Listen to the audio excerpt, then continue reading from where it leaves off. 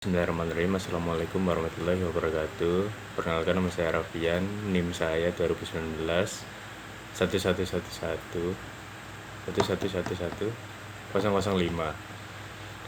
Dan hari ini saya mau mengerjakan UTS dari matkul assessment in ELT. And the first question is mengajar, menilai, dan menguji saling berkaitan dan terus-menerus memperhatikan satu sama lain. Jelaskan hubungan di antara mereka.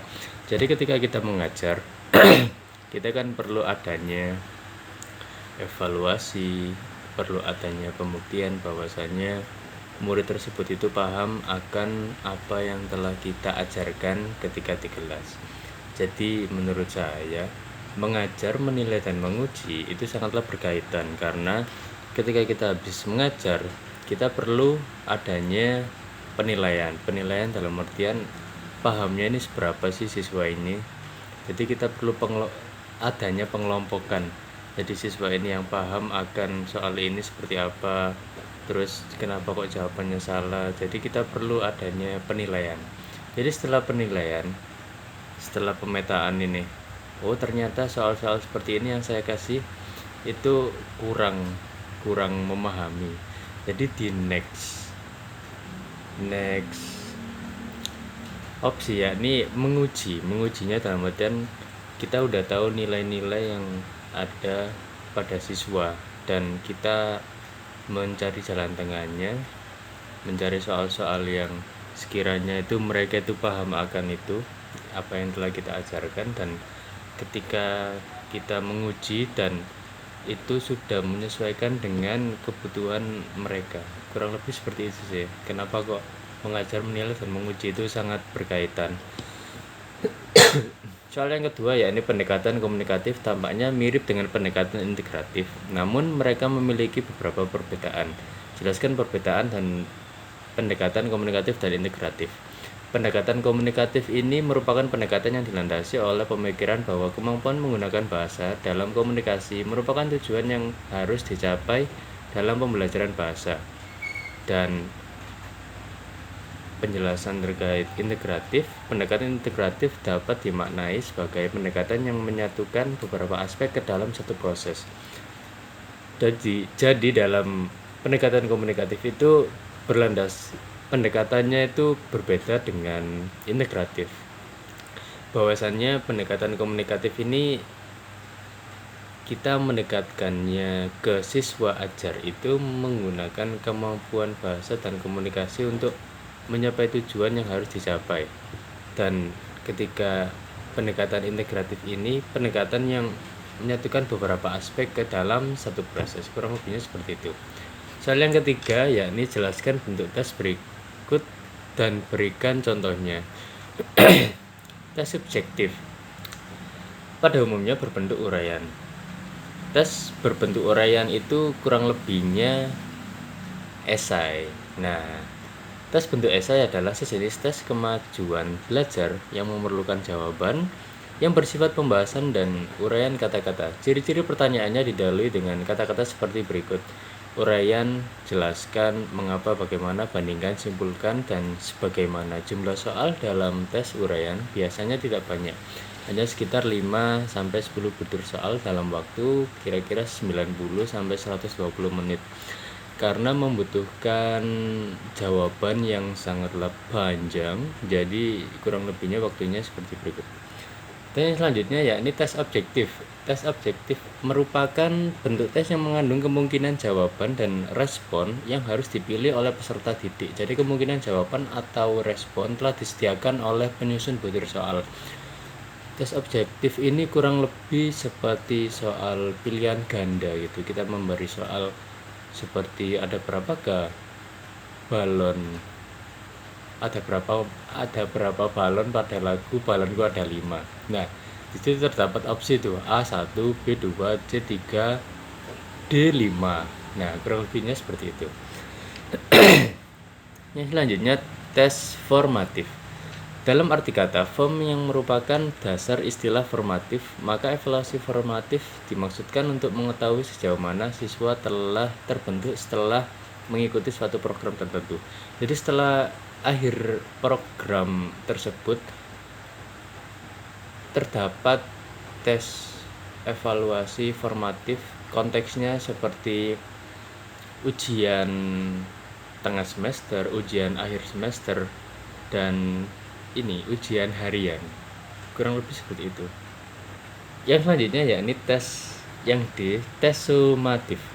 Tes sumatif dilaksanakan setelah berakhirnya pemberian sekelompok program atau sekelompok program yang lebih besar. Dalam pengalaman di sekolah, tes formatif dapat disamakan dengan ulangan harian, sedangkan tes sumatif dapat disamakan dengan ulangan umum yang biasanya dilaksanakan pada akhir semester. Kurang lebihnya tes formatif dan sumatif ini sangat berkesinambungan. Soal yang selanjutnya yakni WSPEC adalah salah satu dari 5 prinsip penilaian bahasa. Itu bisa positif, bisa negatif. Explain one example of positive and negative WSPEC. I think on negative point on WSPEC is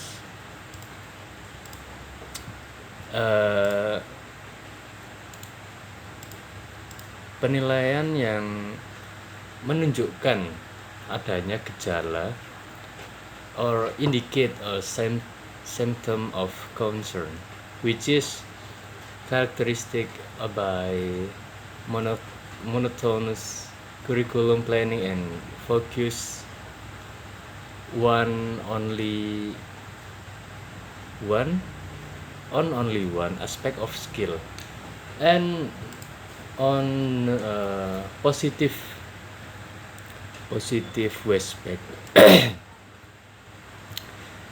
example of positive WSPEC is membangun ilmu pengetahuan on peserta didik dengan cara create aspek-aspek penunjang demi keutuhan pencapaian dari pengajaran.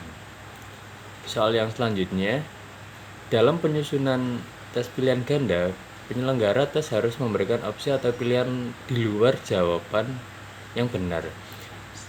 A. Sebutkan struktur pilihan ganda.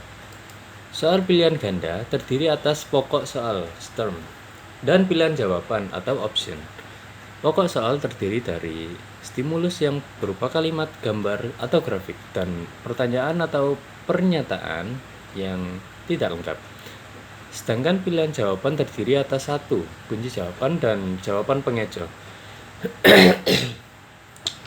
yang terdiri atas soal harus sesuai dengan indikator and the change answer must homogen and logis, and every question must have one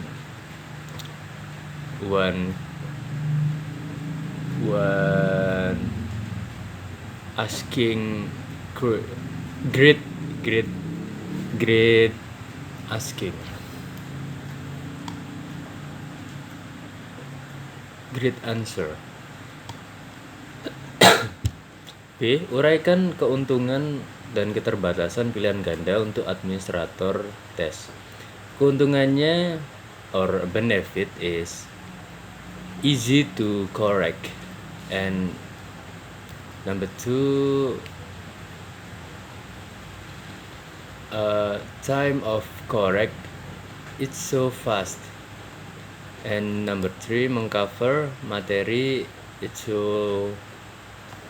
so luas, and last is easy to analyze. And keterbatasan, number 1 is create question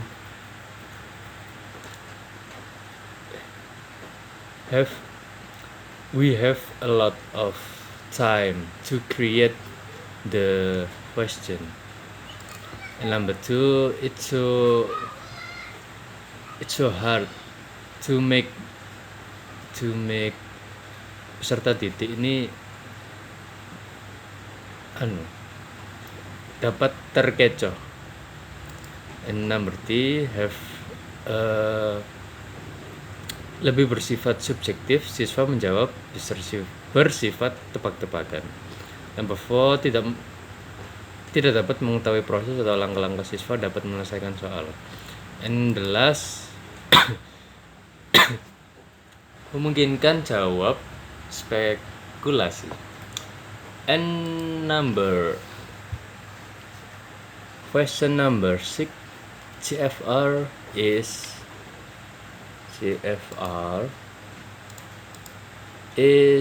stand for Common European Framework of Reference. Explain the practical purpose of CFR.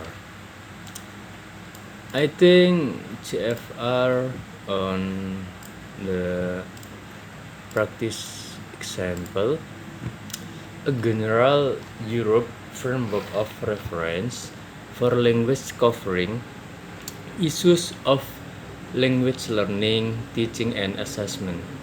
The CFR is the guideline used to describe the achievement of foreign language students across Europe. Yeah, I think so. And the last question, number 6, authentic assessment is an evaluation process involving multiple performance measurement forms that reflect the student learning. Explain the advantages of applying authentic assessment rather than a traditional check. Yeah, I think I have a 5-point here. Like,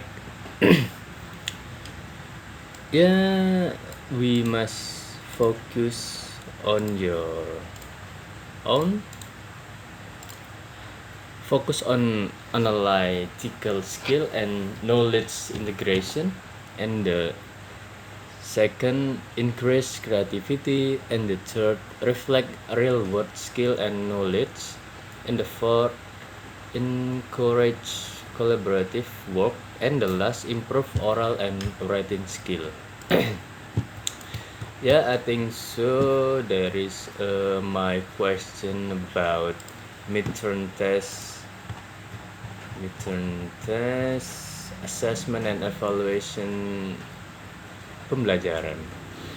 Maybe that's it for me. Thank you very much for watching. Bye bye.